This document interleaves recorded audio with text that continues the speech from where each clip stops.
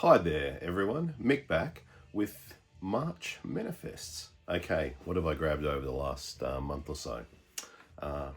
Let's start with Jules Reedy with Ghost Spirit. This is on the Thrill Jockey label, and Jules Reedy performs, well, I call it weird folk, experimental folk. Certainly it's in that genre, definitely with a little bit of Cocteau Twins, I hear. The other key point about this, that's her in silhouette, is that it's been mastered by Rashid Becker, who people will know as an up-and-coming or a well-established electronic music masterer, and this certainly contains electronics mixed with its folk. Next up is Ishiko Aoba, and this one's called Luminance Creatures. This is folk, but Japanese folk, and certainly Ishiko explores Japanese folk, but moving towards the jazz tradition. Fantastic sleeve on Luminous Creatures, nice silver writing there. And what is a fantastic touch is the inserted poster, which I'll pull out here. You can see that it's on paper and creates quite the oral supplement. Featured on this is classical guitar, chimes, field recordings, electric piano, Celestia, synths, violins, viola, cellos, flute, harp, percussion. Look, I think it's not far away from what a modern people would take on as jazz, and probably would be my album of the year so far. That's Ichiko Aoba with Luminous Dreams. Okay, let's move straight into the jazz field here. And here we have Alistair de Plume on International Anthem. And this album is A Blade, because a blade is whole. Now, people probably know Alistair de Plume from a number of his other outings. This one features a lot of poetry, so it sort of veers towards, I guess, Leonard Cohen at his most beat poetic, but with a jazz backing on International Anthem. So it's good. Also in the jazz sphere is James Brandon Lewis Trio. This is on Anti, and the album's called Apple Core. This album here, I guess, does highlight when the hype sticker, do you keep it or do you not keep it? And in this case, because of the role it plays in the artwork, I've decided to keep it. James Brandon Lewis, I'm hoping to see him later on in the month or early next month in London, so should be a good show. But key album so far for this year.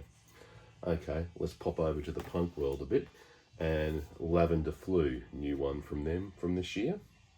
And this one's on In the Red, for those who know the label. This features my punk song of the year so far, Patronize. And this is a little bit unusual for Lavender Flu. They've always certainly been heavy, but this is a bit of a screamo classic. And if you like You're Killed by Death, you're definitely going to love this Lavender Flu album. Nice inner. And I would say the song Patronize is not representative of this album. The album's got despondent jangle and a real post-punk feel. Definitely psychedelic. Speaking of psychedelic, this is a garage punk album that certainly fits in that realm. And I guess the key person here is Eddie Flowers, who people will know from the Gizmos, the famous 70s punk band. This is Heavy Mother 2. It's a self-titled album. Part acid volume of Pebbles, part Velvet Underground, a little bit of Billy Childish, but definitely psychedelic. Everyone certainly gets in on that sphere. and a lifetime's worth of artistic development are played through this. Other covers are Let's Burn Down the Cornfield by Randy Newman and Night of the Long Grass, the Troggs classic. So certainly a great album, and on the Total Punk label, which is of course Total Punk. Other members are from the Simps and yeah, a couple of other bands there. So certainly one to go. Okay, let's move over to the Australian section, and this one's band's called Shrapnel.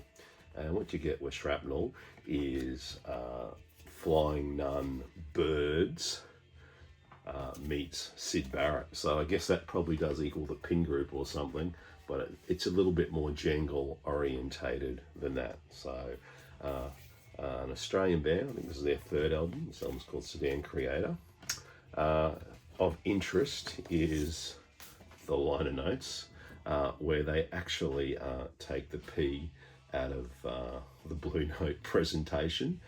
As you can see, I'm quite a Blue Note fan, so, but I'm certainly up for the joke, and certainly reflects the kind of band that Shrapnel are. Also on the Australian front, we have Jack Frost, which is Steve Kilbey from The Church, and Grant McLennan from the Go-Betweens. This combines their two albums they did as a duo, which was Jack Frost, which was a self-titled album, and that one was released on vinyl initially. And then the next one here is Snow Job, and that's never been on vinyl before. And you do get some extra tracks there. I will say I was a little bit disappointed by the mastering work done on the Jack Frost album, and I actually think the original does sound better in this case. You still need both packages if you're a big fan of the Go-Betweens, which I am, and also a reasonable fan of The Church, so the extra tracks did it for me. Not too many Australian albums are triple vinyl, so interesting piece to work there. And finally, the reissue front, I guess, has started up for 2025 and started making Australia. And this one is by Ted Lucas, fantastic singer-songwriter album. This was initially on the Ohm label, being licensed by Third Man.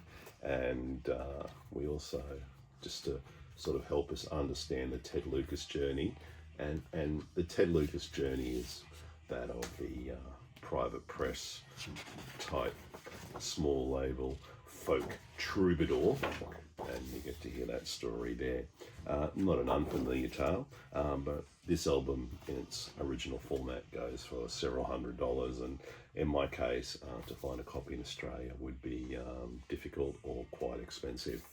Stout and tip-on jacket, doesn't get any better. Sound quality is fantastic. Okay, thanks everyone. That was my March vinyl manifest. Talk soon.